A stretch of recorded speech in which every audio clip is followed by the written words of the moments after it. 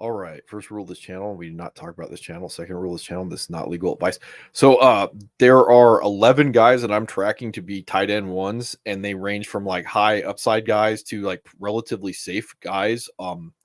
It's really going to be like your poison that you want to pick. You know, if you want to put a little bit of risk out there to get a little bit reward, or if you just want to like punt the pick and take a guy that probably will give you a few 40-degree days, and from a tight end position, that's going to win you your week, and then they're going to give you a lot of disappointment. But again, from a tight end position, they're probably going to lose your week at that point. So one of the things to talk about, as I got to pull up my notes here, is that I didn't see this yesterday. I guess I missed it. Like, so Colby Parkinson signed from the Seahawks to the Rams, and he signed a 3-year, $22.5 million with a 2026 out. Overall, where this ranks, like this is an interesting tier of tight ends. It's like high end tight end 2 money. You see that Kobe Parkinson's tight end 17. That's right next to Josh Oliver, who's tight end 18, $7.5 million. So overall, from a fantasy perspective, and hopefully I have them pulled up. I may not. Right there. So Tyler Higbee tore his ACL in the playoffs. Like, again, shows you how much I pay attention to the NFL after fantasy's done. So it gets really interesting. So they have Davis Allen. He's the rookie.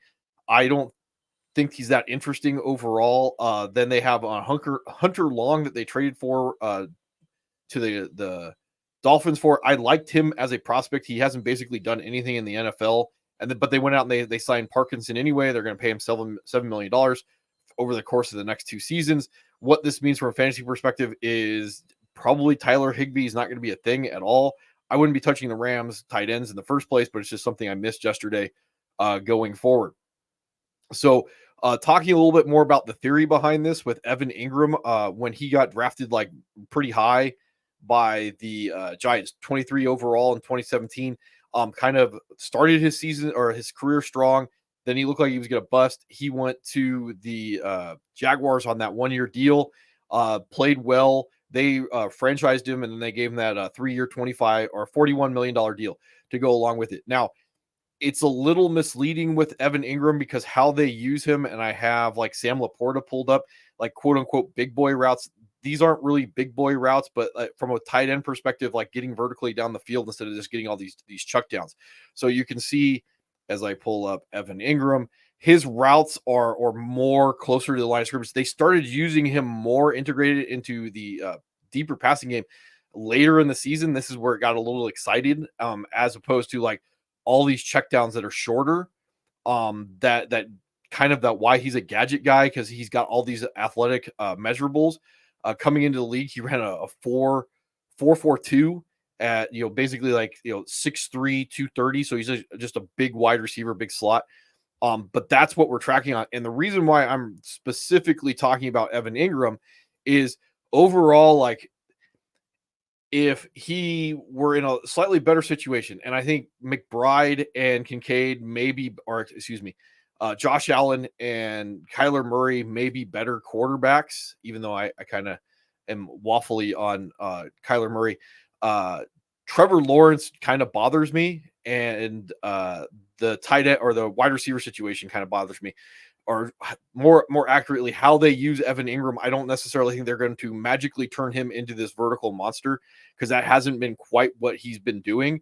I don't necessarily know how much I trust the role to change for him to take that jump, because he should be tight end 1. He's projects right now to be the number 1 in the offense, attached to like an okay to good quarterback. So he should be up a little bit higher, but I just don't trust the situation enough to put him there.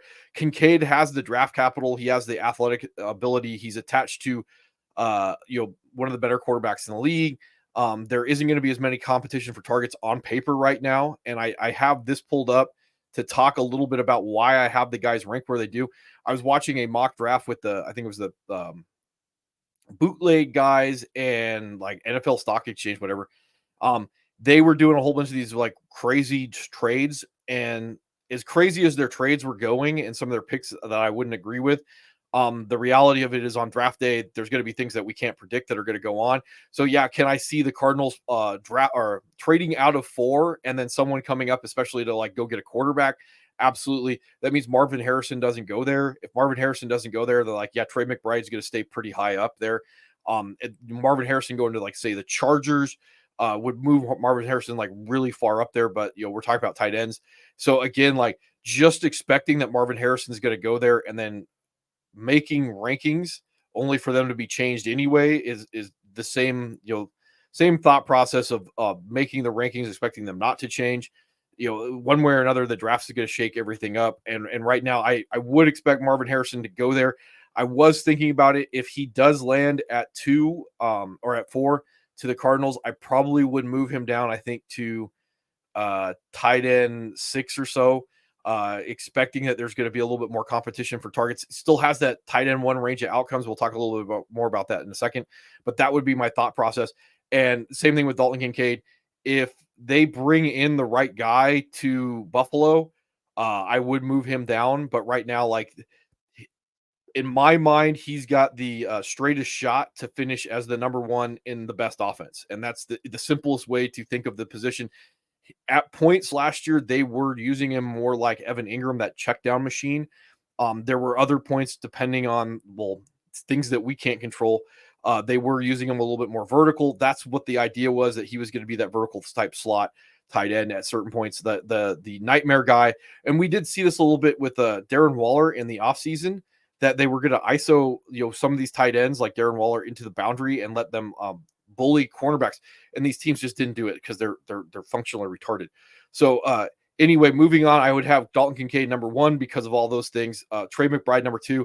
I'm still expecting both these guys to get moved down the board relatively to Evan Ingram. There's a good possibility that Jaguars go out and they bring in a guy. And again, that would potentially move him down the board. These are the guys that right now project as the number 1s in their offense. So that's the easiest way to look at that. Moving on to the next tier guys, a little bit of flexibility in where they could land. I have Laporta here at 4. A lot of competition for targets. Yeah, I could see him going back up and finishing as tight end 1. Yeah, I could see that he just doesn't get all these touchdowns. Relatively stays the same in the offense, and you're going to see him tumble at that point. Just to look at the difference with Kelsey at 3, and he had 5 touchdowns instead of 10, and he had about 100 more yards receiving. So like that's just Laporta could have a regression in touchdowns and also a regression in yards, and now he's not in that tier because of how much competition for targets there are. I'm a little surprised that I have Mark Andrews up as high right now in this tier. I really struggled with trying to figure out where I would put him, but I would put him in the tier of maybe he could be a tight end or the number 1 in the offense, and maybe he's going to be the number 2 in the offense. That's why I would put these guys in these tiers. And again, Kelsey's another tough one because of the age to properly evaluate him. I would have to keep knocking him down because I'm not going to put my capital into a guy and then have him burn me because of a variable that I can observe ahead of time, which is age. So I'm always going to bet the under versus age because that's how football functions. But yeah, he can still finish as the number 1. He could also finish as like the number 3. There is a range of outcomes where that could happen.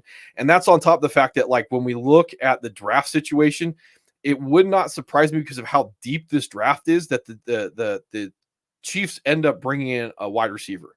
And again, more mouths to feed in the offense. Like it allows them to let Travis Kelce do what he can still do at his age instead of forcing him to do what he's diminished at. And there was signs that he's is regressing physically. So like that's something to pay attention to.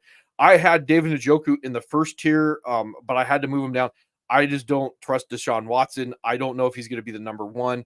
Probably a lot of volatility in what David Njoku could end up doing this year. And that's something to be paying attention to. Like could finish as a tight end 1 overall, could really disappoint. There's a lot of variables going on with Cleveland going into this year. And then the final guys, this is the last tier that I would put these guys in. These are guys that are, for lack of a better way to put it, they are going to finish as the tight end 2 in their offense, with the exception of George Kittle, who's probably going to finish as somewhere between the number 2 and number 4 option, but they're good enough there. They tend to cannibalize each other.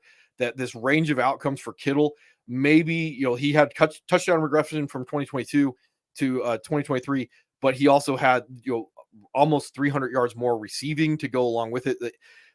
That he's going to be relatively safe in this tier. He's not going to necessarily be that unicorn, but at the same time, like he's probably not going to kill you. Pitts and Ferguson both have okay quarterbacks. They do project to be the number 2 in their offenses. And then finally, Pat Fryermuth, and this is why he has to be so high, is that projects to be the number 2, even if the quarterback situation, the offense isn't going to be that good. I would have him here based just purely off of opportunity. A couple other things, like I would finish this out with Noah Fant as 12, but there's going to be a lot of dice throwing with Noah Fant going into next season. I think he's probably like quote unquote going to be the safest out of the next guys that I talk about. If you're in like a 12-man league and you're wondering who the next guy is going to be in all of this, already talked about Kobe Parkinson and the Rams tight ends.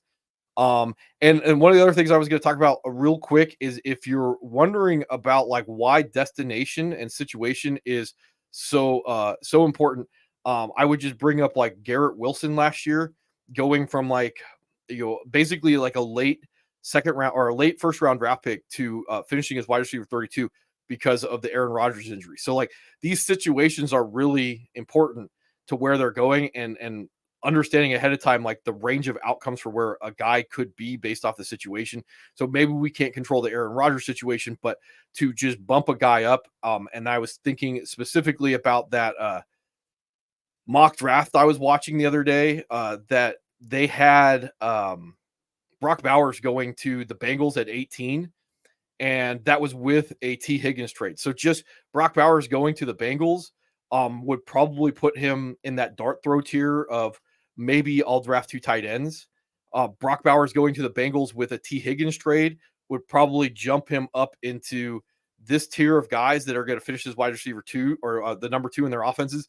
And it would probably put him right around Pat Fryermuth. I'd probably put him above Pat Fryermuth just because of Joe Burrow versus Russ and Justin Fields.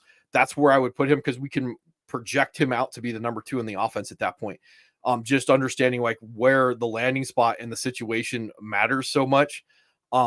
Otherwise, like a lot of these other situations, like Brock Bowers going to a team, and I talk about like the Chargers. I don't think he's going to go to the Chargers at 5, but if he went to the Chargers, we could project him out to be the number 1.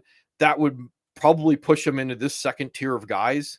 Because I don't know if I would feel comfortable to say like, yeah, he's flat going to be the number 1 in that offense, but at that point, but just the idea of where the opportunity would land certain guys going into the draft. They had Neighbors going at 6 to the Giants after a trade out by the Chargers, and that would tumble Neighbors to me into that like second tier or probably in that wide receiver 2 dart throw type area.